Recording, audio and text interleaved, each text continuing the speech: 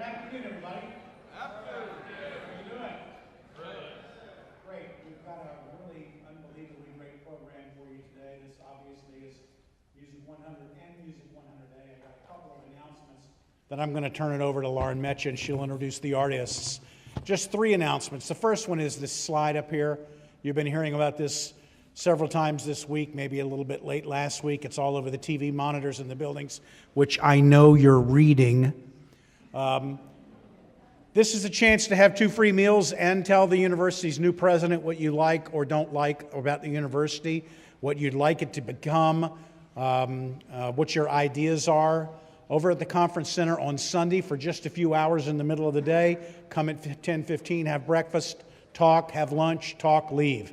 Pretty easy day. I'd love to have as many music majors there as we possibly can.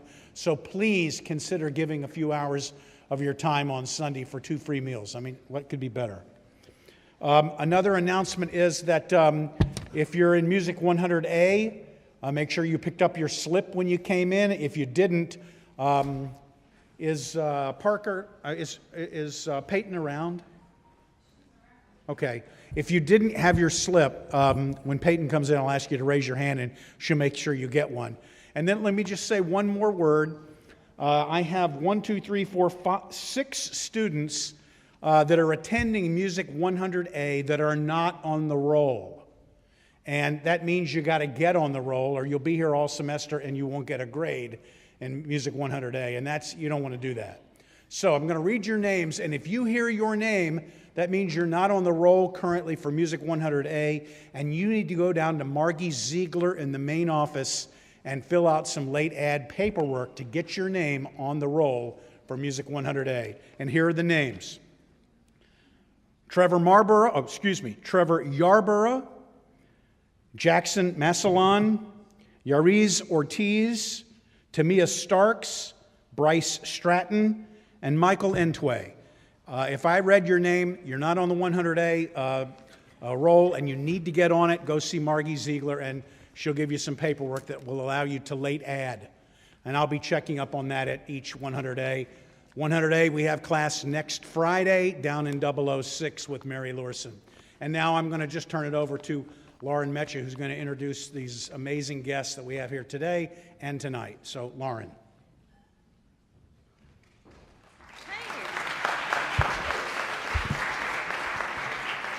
Hello, it's great to see everybody here again. I just want to remind you, this is our second time meeting all together in this room, so if you are here because you're in Music 100, you want to make sure that you scanned your ID on the way in. If you didn't do that, please go and do that right now. Make sure that you push the card all the way in with the stripe in the correct direction. There's a photo above the swiper to remind you which way. You got to push it all the way in and don't go too fast. And what you're looking for is that green light to just blink, and if you really listen, you'll hear it beep. If you see red, it did not take. There's a few of you who we tried and your card didn't work. Make sure that I have your name on my list before you leave today, or else I won't remember that you were here, okay? So if you didn't already tell me that, come to me at the end of this session, And then what you'll need to do is go down to the Carolina Card office and tell them that your card isn't working. It's very likely they just made a typo entering your information and it's just not registering, so they can fix that for you. Does anybody have any questions about the ID swiping or anything else at this point? Yeah, there was a little bit of confusion with the announcement that went out this week because this event was happening at 1:10, and of course there is a concert tonight with the same artist. That concert, I hope you'll attend, but that's not one of our class events. So you get credit for 100, you get credit for 100A, as long as you turn in your slip today, you get credit for both of those. And so anyway, that's what's happening. So there's no conflict with any kind of choir event or anything like that. Okay? So, if we're ready, Dr. Herring? I'm going to have Dr. Herring come out and introduce the next part of our program.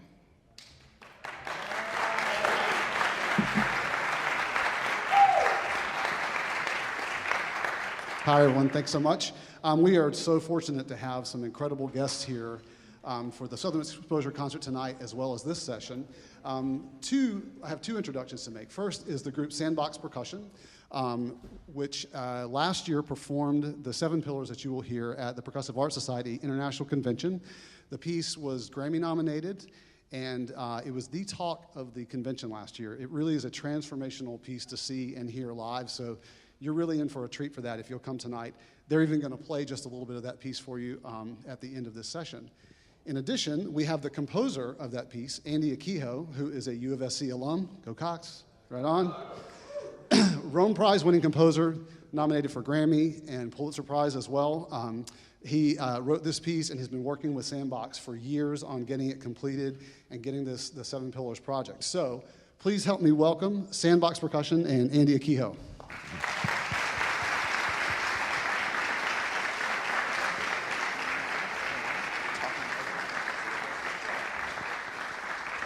Hello, everyone.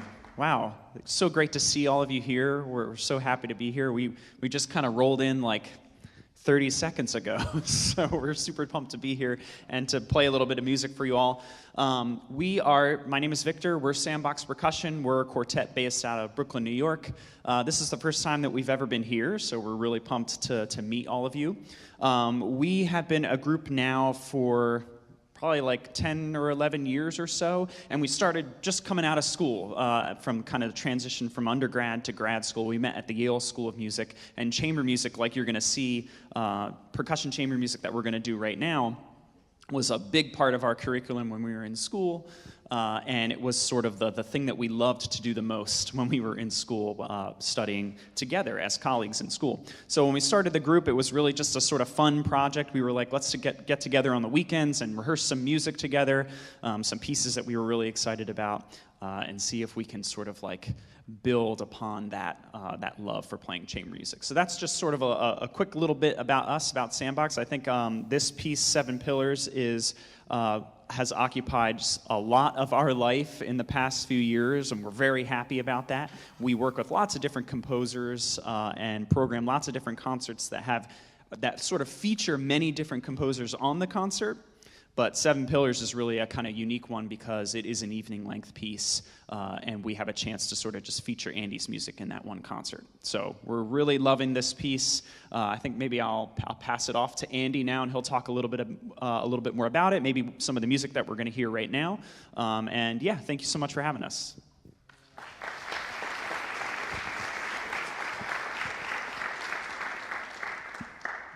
How y'all doing?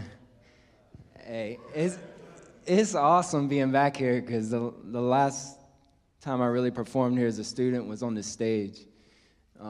It was crazy because it was my senior recital in December 2001, and I'm just so happy to be back here and be, I don't know, like where I was inspired to just start doing all of this, you know? And this was also the first place I like kind of made myself start performing in front of people. It was like, when do you guys do those lunchtime concerts? Yeah, like I remember performing a steel pan solo right here, and I was so nervous because I never really played in front of people like that, solo. Now that's all right here. So it's great to be back. Anyways. I actually remember that. I was a freshman. Awesome. So it's really cool to be here. Yeah, thanks, Scott. Yeah, this piece. Oh, nice. This is the OG movement. I started writing this in 2013. I was at Princeton at the time. They don't really have a percussion department. They had a couple of percussion instruments, and they basically had these. I found that stuff, but besides that stuff that I found, they had actually I borrowed a glockenspiel from my friend in New York in Chinatown. I had it on the train with me. There was a marimba and a vibraphone. This was about it. They had an old bass drum down there in the basement, and I just grabbed that, put some kick drum pedals on it, and just started messing around with it. I had I had some speakers set up, and I had a loop pedal, and I would like play, this little thing. Like it's you'll hear it over and over and over. And I played that, put it on the loop pedal, and just started playing back to myself on all sides of the instruments and stuff. So anyways, that's how this piece started. That was in 2013, and it was a single movement. But as soon as I started writing, I was like, man, I want to write a whole evening concert for these instruments. And so when Sandbox got around, and I'd been in school with Ian. We were at Yale School of Music together. He knows all my music better than me. Like we'd be like, start at letter S in this one piece, and we'll know exactly where it is. So it's been awesome working with them, and now I'm working with all of Sandbox. They really inspired me to finish this piece. We did the commission and everything, and then it's 11 movements now. But I always knew Pillar 4 would be right in the center. I think that's even the original kind of layout. You see those numbers? Actually, it looks different now, but it'd say like 1, 2, 3. But those little pillars, I was like, okay, this is going to be the middle movement of 11 movement work. It's going to be kind of palindromic. And and all the material kind of originated from this piece. But if you get a chance to hear the whole piece, you'll see how it all evolves. It evolves from just like these roots of no pitch material, just all drumming in Pillar 1.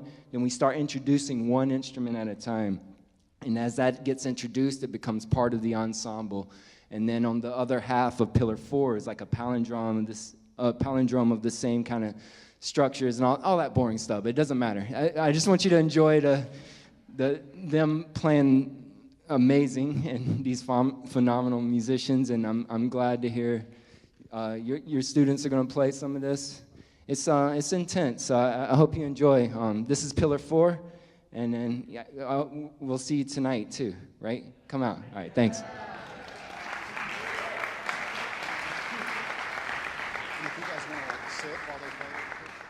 So Pillar 4 is in two major sections. This particular movement alone is about 12 minutes long. We're going to play the first part for you. And I'm going to project the score because I think it's a really fascinating thing to try to watch it go by. The very first time I looked at it, I could not follow it, and I do this too, right? So it's really super complex rhythmically, and I think you might find that fascinating to watch that go by as they play. They will stop at the beginning of the second part, and then we'll have our Sandbox folks give them some comments and maybe work with them in a public masterclass. Pillar 4.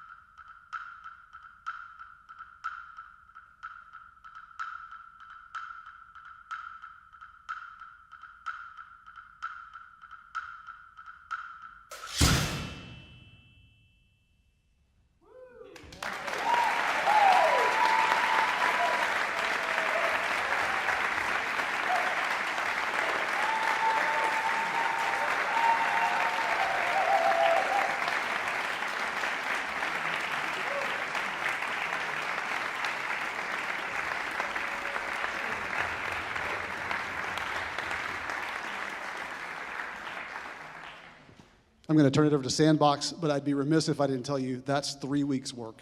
Unbelievable what they've been able to do with this.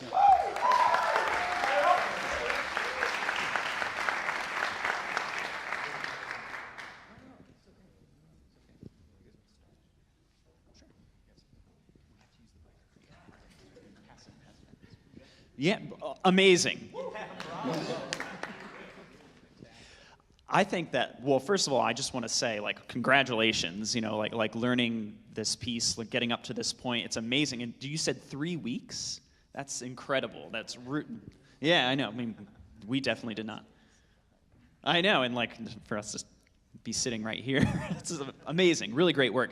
I feel like one of the things that I loved watching so much is just such like commitment and energy and just like full force drive, you know, throughout like the whole thing. Like that's just like, check that off the list, because that is one of the things I feel like sometimes, you know, even when we play it, we're always like kind of injecting like this sort of adrenaline, this sort of like intensity and excitement and sort of like full force energy.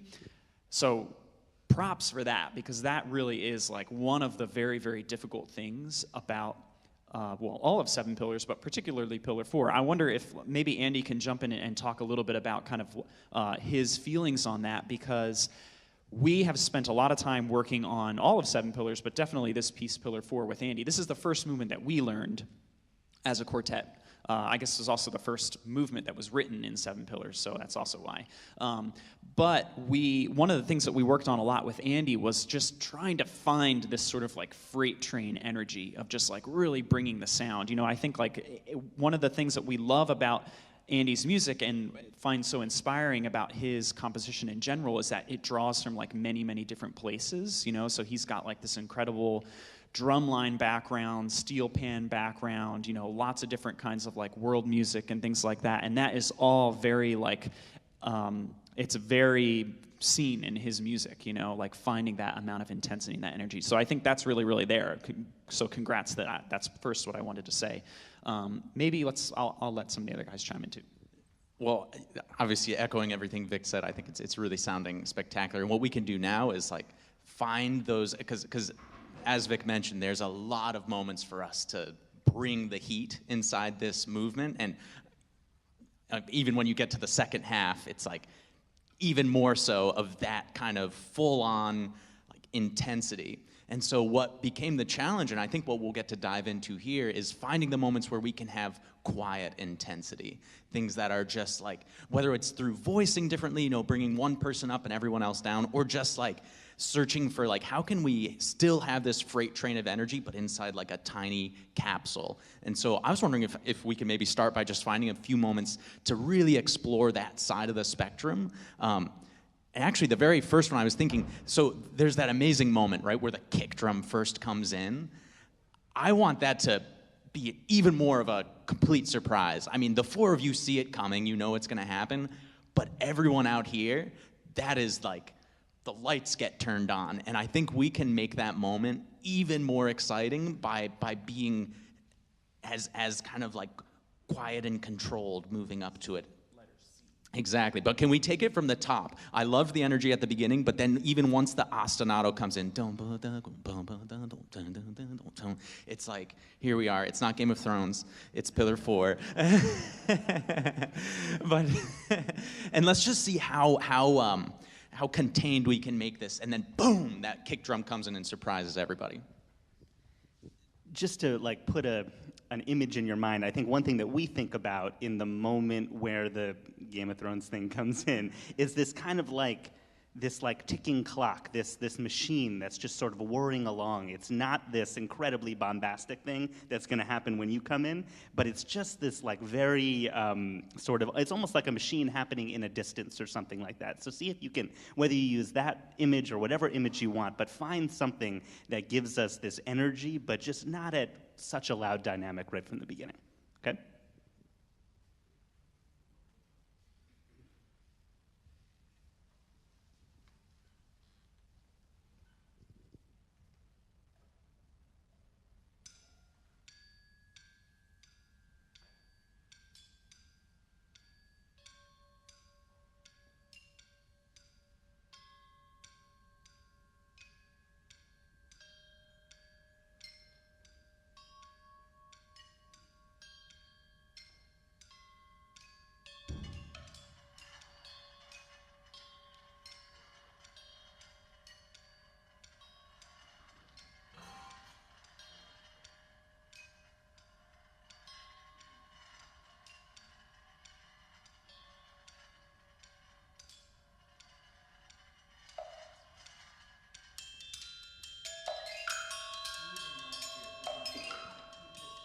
just mezzo forte here, right? Sorry. Can we back up just a few bars before A? So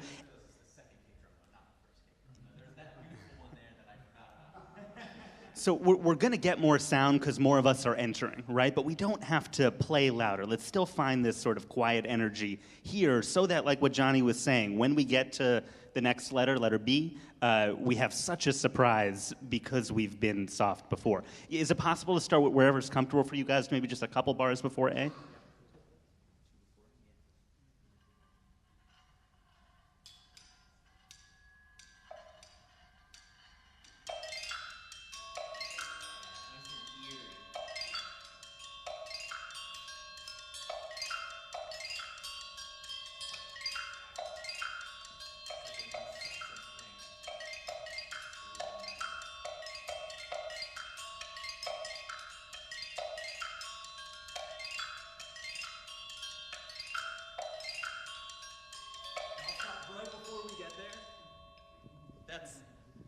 That's really working. That is actually, as an audience member, I'm like, whoa, like every sound we make up here is a brand new experience for the audience. You know, even it's the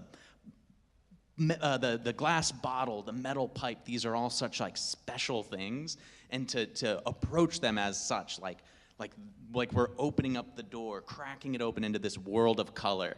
And I love that. What I was really hearing that time that I think was working was this kind of melody happening over here, this kind of compressing and expanding thing that you're sounding amazing on. And I'm actually getting to hear that more now that you've kind of made some room for that.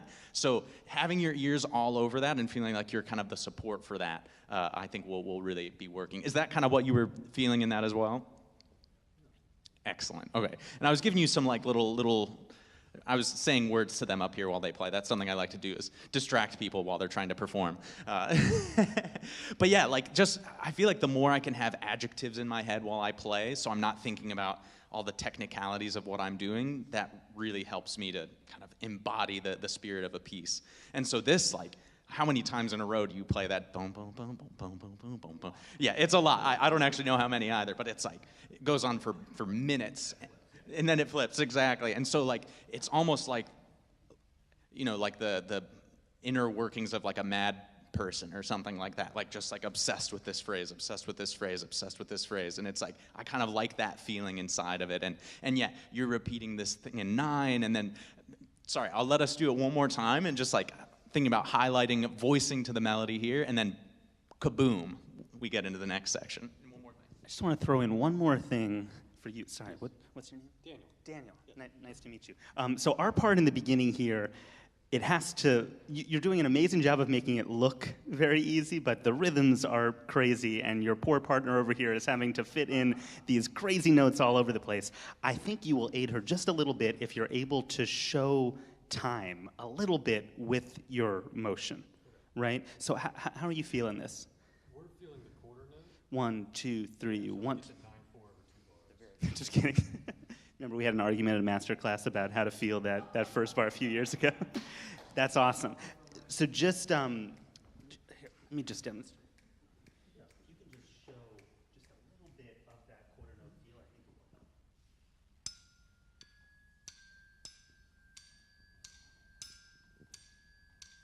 I'm just trying to show where that quarter note actually lies. I think you're playing. Actually, maybe this might be actually a cool opportunity if we're going to loop this pattern and kind of feel the quarter note like that. Maybe we can get everybody to like snap their fingers on sort of what the strong beats are here, because it is kind of funky, like how you feel this 9/8. You don't just feel it like 1 2 3 1 2 3 1 2 3 in a big 3. We sort of divide it up in 3 quarter notes and then a dotted quarter note. So 1 2 3 1 2 3 1 2 3 1 2 3. If we can all maybe snap our fingers on that. 1 2 3 1 2 3 1 2 3 1 2 3 1 2 3 1 2 3 1 2 3 1 2 3 1 2 3 1 2 3.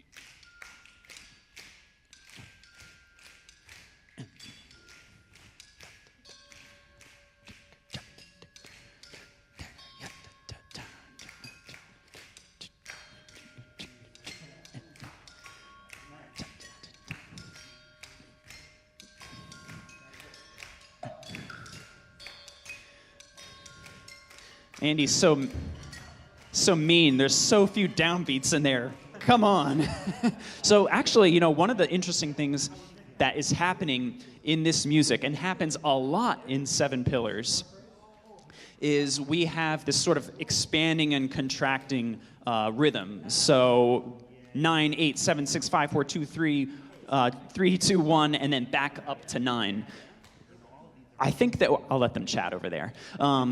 I think we sort of referred to this a little bit. Johnny, you were saying that, like that the melody can sort of be this expanding and contracting thing. That is the music that is literally happening over here in the bottles and the pipes. So I think that if you can see there, it's kind of hard to tell, but on the bottom line, percussion 4, the first bottle note, yeah, there we go. In the third bar,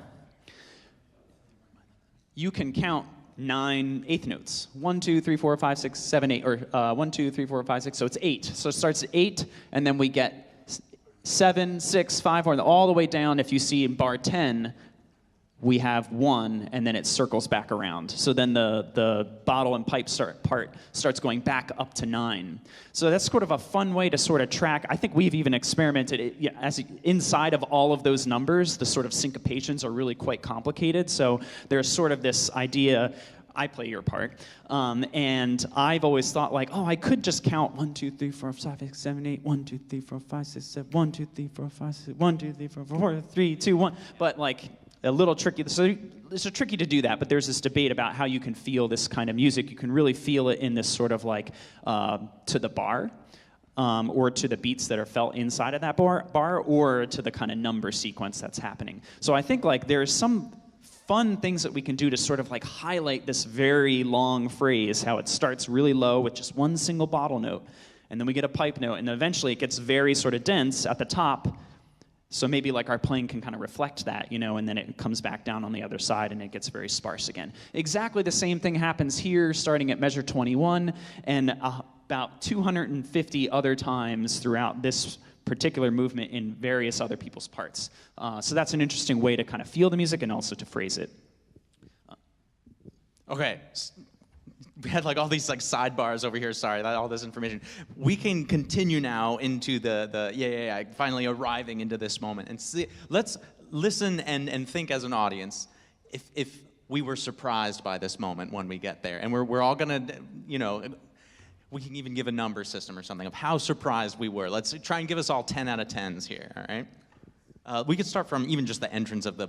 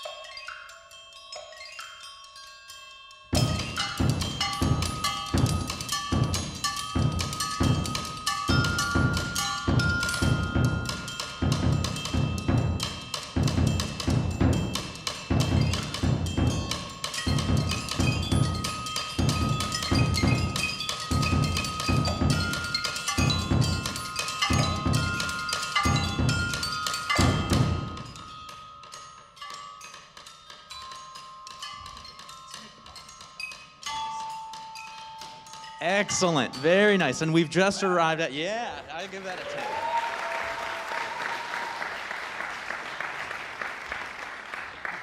And that's a little more fun, right? When we get to like surprise even ourselves in that moment, kind of remembering back to the first time we heard this, and that probably seemed like it came out of nowhere.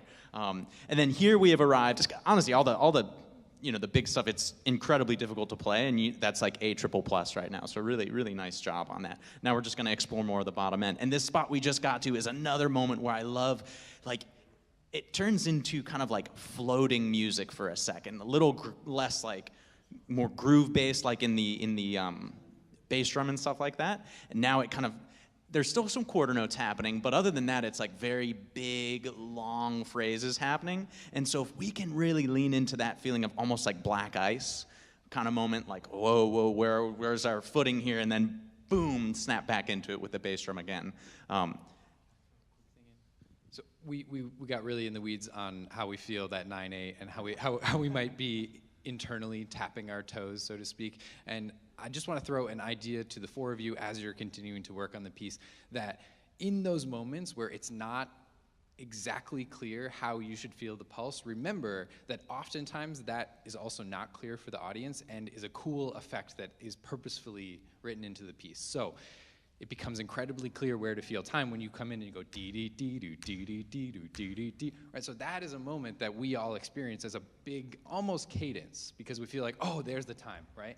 So everything that precedes it is that black ice that Johnny's talking about. We don't know, they don't know, and so I feel like just thinking slightly bigger picture with all of those moments, that those have some sort of relationship and there's some tension where we're not exactly clear where we feel pulse, tap our toes.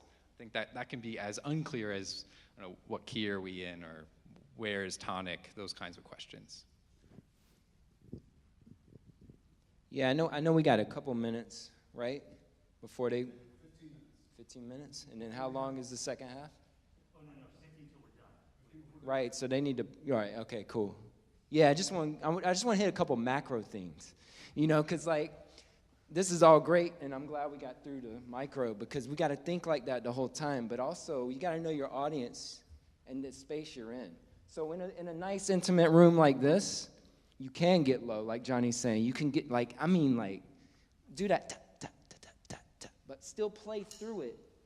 Intense, and really own that. Yeah, you're playing through it. Yeah. Now do your solo. Don't read it. More on that.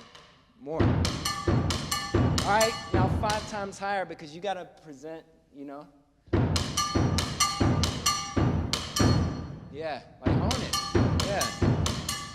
Yeah, and you'll see how Johnny does that tonight, and even on the second half of this, because that comes back. But all these little things, you got to bring them in. Like, you want them, like, especially in a room like this, you want them, like, coming in on these small things.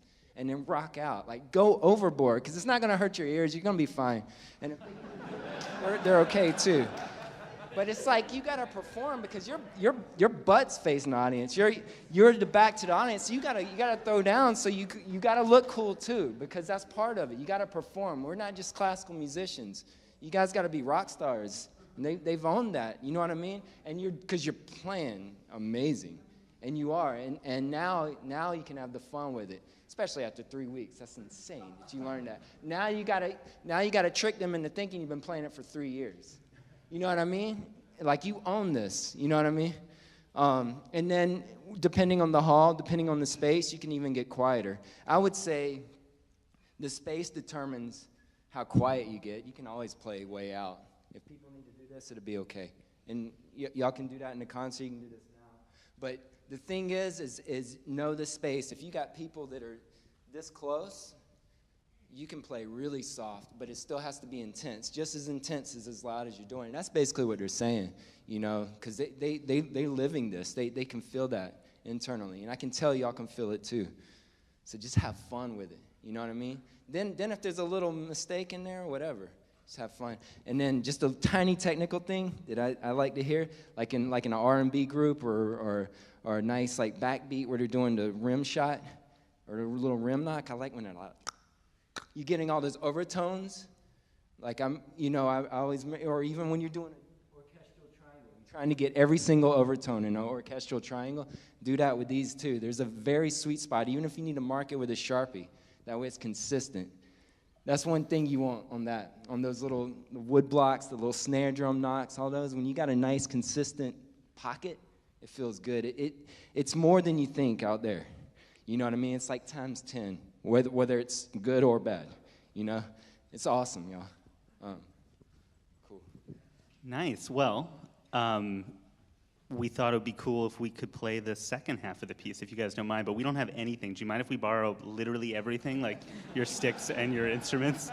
That would be great. Thank you.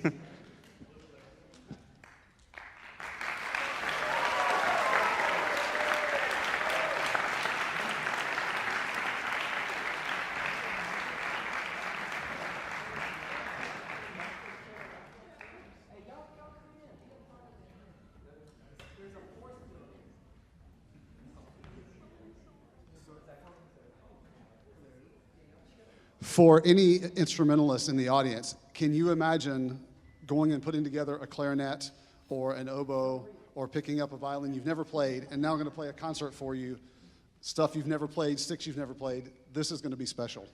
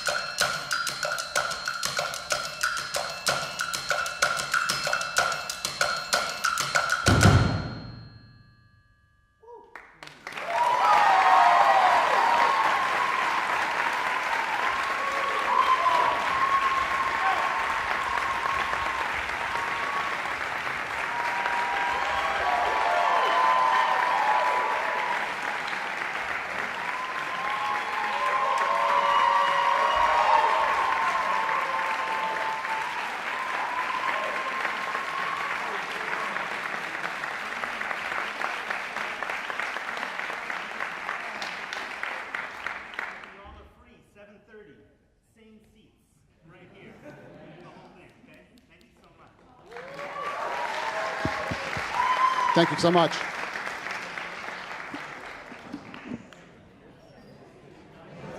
If you're on this side of the room, please go out that way. If you're on this side of the room, go out this way. We got scanners at both doors. Don't forget to give your slip to Peyton for 100A. Thank you.